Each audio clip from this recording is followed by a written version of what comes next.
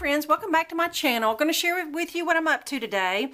I am participating in a Valentine's swap box with several friends we organized on Facebook. We're going to mail them out the end of this week, but I wanted to add one more little thing to my Valentine box. The person that I got, I've known for years, and I know her very personally. And I come across this little picture frame at Michael's. It's one of those that has the little dowel rod that you stick in there. They're very inexpensive. I mean, I want to say they may be $1, but I may have paid $2, not exactly sure. But this particular one, because I love the shape of it, come from Michael's. These little blank wooden frames, it's just basically a blank canvas. Your imagination is what limits you. Now, I know that my friend is a huge Alabama fan, and so I wanted to make her a little Alabama themed picture frame. And I needed some houndstooth paper.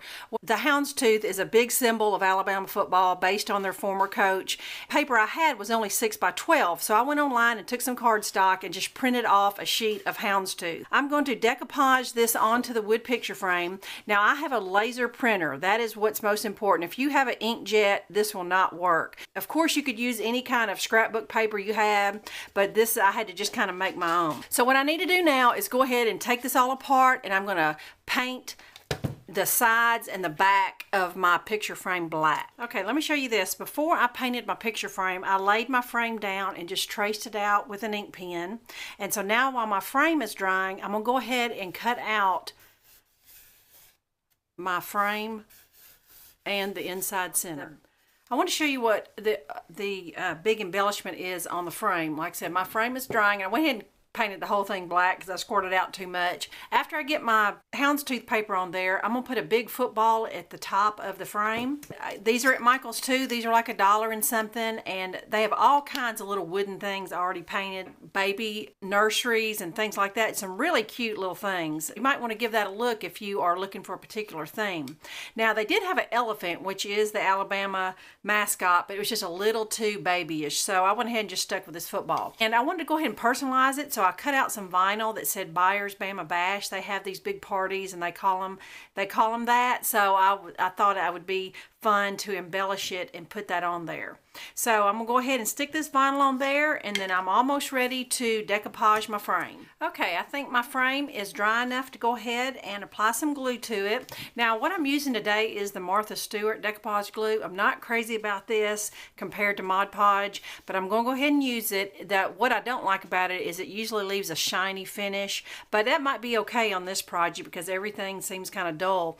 But we'll see how it is. And if I don't like the shiny finish, I can always go over it with a little diluted Elmer's glue to take the shine off. So what I'm going to do now is put a coat of the decoupage glue, set this cardstock on there, let that dry just a little bit, and put a layer over and under the houndstooth.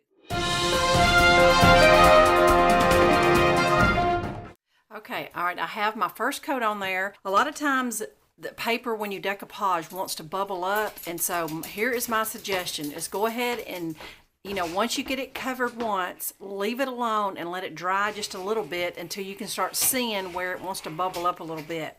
If you continue to rub it as the glue dries on your fingers, it will rip the paper. As this dries, the only way I'm going to touch this paper is if I put glue on my hand where it makes my finger slick, where I can push it down a little more. Like with it being tacky right now, it would totally rip the paper if I tried to rub it. So I have learned from experience just to leave it alone and let it dry a little bit. Times the air bubbles will work their way out, but I don't want to mess with it because I don't want to rip it up. But after it completely dries is when we're going to sand it around the edges, and it will take care of some of these imperfect cuts, from tracing it and cutting it out. And I'll come back to it in about an hour.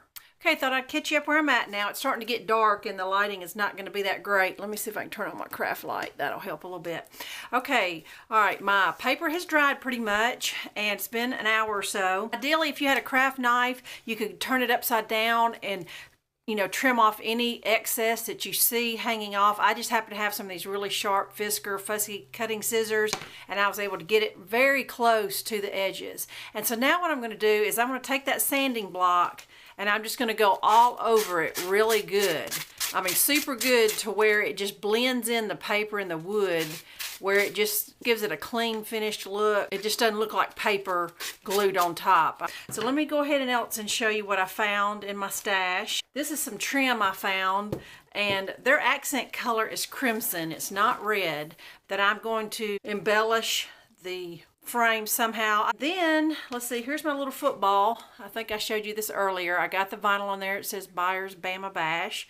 I'm going to hot glue that on the frame, and so I'm gonna go ahead and finish embellishing it and finish sanding it a little bit and get it finished the way I want it to look, and then I'll show you my finished frame. All right, friends, with it getting kind of dark outside, my lighting is terrible, but I'm just going to hold up my frame like this.